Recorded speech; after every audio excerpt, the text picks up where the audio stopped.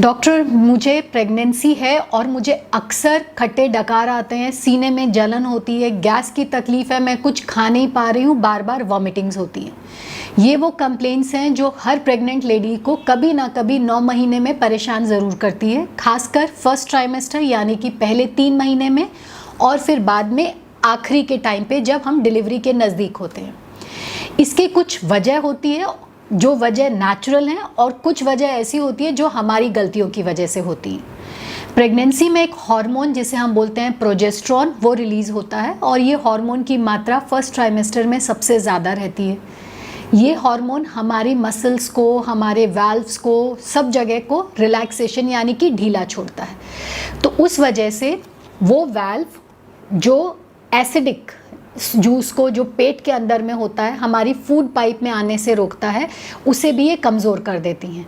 तो इस वजह से गैस्ट्रिक जूसेस जो कि बहुत एसिडिक होते हैं वो हमारी फूड पाइप में आते हैं हार्मोनल चेंजेस की वजह से, और हमें खट्टे डकार या सीने में जलन की शिकायत रहती है। इसके अलावा पहले 3 महीनों में HCG हार्मोन की वजह से वैसे भी हमें बहुत जी मितलाना या उल्टी की शिकायत रहती है। उसकी वजह से भी ये गैस्ट्रोइसोफेजियल रिफ्लक्स यानी कि पेट में बनने वाला एसिड हमारी फूड पाइप में आना स्टार्ट हो जाता है, उल्टा आना स्टार्ट हो जाता है, जिसकी वजह से हमारे को खट्टे डकार आते हैं, मुंह में खट्टापन लगता है या सीने में जलन होती है।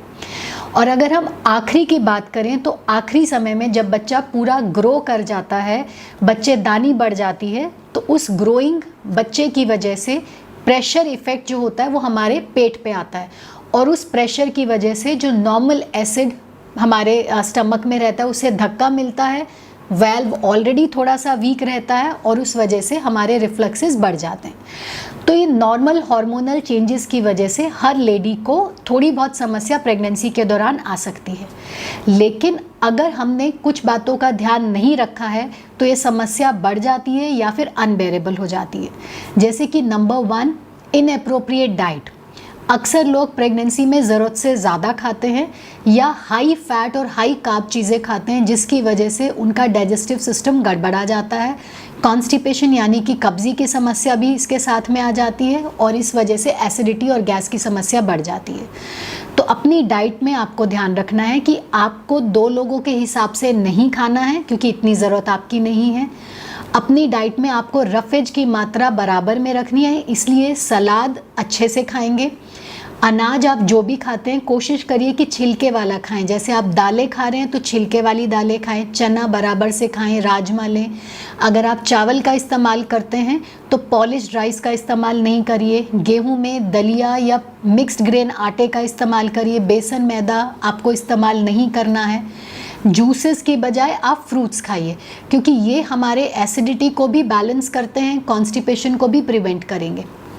और इसके साथ साथ आपको अपने पोर्शंस को कंट्रोल करना है। थोड़ा थोड़ा खाइए, थोड़ी थोड़ी देर में खाइए, ताकि आपका स्टमक पूरा फुल नहीं हो। खासकर लास्ट के टाइम पे, आखिरी के 1-2 महीनों में जब स्टमक की कैपेसिटी कम हो जाती है, उस दौरान अगर आप थोड़ा थोड़ा खाएंगे तो ज़्यादा अच्छा रहेगा। एकदम हैवी मील्स अगर आप लेते हैं तो स्टमक पे लोड ज़्यादा पड़ता है, एसिड ज़्यादा बनता है, और अगेन नेगेटिव प्रेशर इफ़ेक्ट्स या धक्का पड़ने की वजह से, एसिड ज़्यादा बनने की वजह से आपको एसिडिटी की समस्या हो सकती है।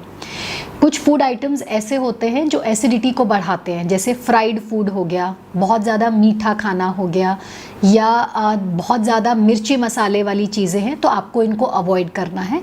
ब्लैंड फूड यानी कि कम मिर्ची मसाले वाला खाना, कुछ फ्रूट्स जैसे कि पपीता है, केला है, एप्पल है, ये एसिडिटी को कंट्रोल करने में हेल्प करते हैं। कुछ फ्रूट्स ऐसे हैं जो एसिडिटी को बढ़ाएंगे, संतरा है, नींबू है, ये एसिडिक फूड आइटम्स होते हैं, तो इनको आपको कभी भी खाली पेट नहीं लेने का है। कभी भी अगर आपको एसिडिटी हो रही है तो कुछ ठंडा खाने से, जैसे ठंडा दूध पी लिया, ठंडा आइसक्रीम्स, खासकर वनीला आइसक्रीम अगर आप खा लेते हैं, थोड़ा सा वॉक कर लिया, कैरामलाइज्ड बनाना अगर आप ले रहे हैं, या उबले हुए आलू ले लेते हैं, तो इससे भी आपकी एसिडिटी की समस्या को आप कंट्रोल कर सकते हैं। इसके अलावा जब लास्ट ट्राइमेस्टर है, 8वें महीने के बाद जब आप सो रहे हैं तो मेक श्योर कि आप अपने सिर के नीचे तकिया ज़रूर लगा करके सोएं। इससे भी एसिडिटी को कंट्रोल करने में हेल्प मिलती है। एक दवाई जो ईजिली मार्केट में अवेलेबल है, और अगर आपका डॉक्टर से संपर्क नहीं हो पा रहा है, एसिडिटी बहुत ज़्यादा है, तो आप इस दवाई का इस्तेमाल सेफली कर सकते हैं, वो है डाइजीन। डाइजीन आपको टैबलेट फॉर्म में भी मिल जाएगी, सिरप फॉर्म में भी मिल जाती है, तो आप इसका इस्तेमाल कर सकते हैं। इन सब चीज़ों के साथ साथ एक इम्पॉर्टेंट चीज़ है कि आप अपने वेट का ध्यान रखेंगे। ज़रूरत से ज़्यादा वेट गेन अगर आप प्रेगनेंसी में करते हैं या अपनी डाइट में ग्रीन लीफी वेजिटेबल्स को कम रखते हैं, जिसकी वजह से आपके शरीर में आयरन की कमी होती है, सूजन आ जाती है, प्रोटीन्स अगर आप कम ले रहे हैं, तो ऐसी सिचुएशंस में भी आपको इंडाइजेशन की प्रॉब्लम बढ़ेगी, एसिडिटी की प्रॉब्लम बढ़ेगी। तो आपको वेट गेन्स भी प्रेगनेंसी में मिनिमम 8 किलो, मैक्सिमम 12-13 किलो करना है। वो अप्रोप्रिएटली आपके लिए क्या होगा, आप अपने डॉक्टर से बात कर सकते हैं।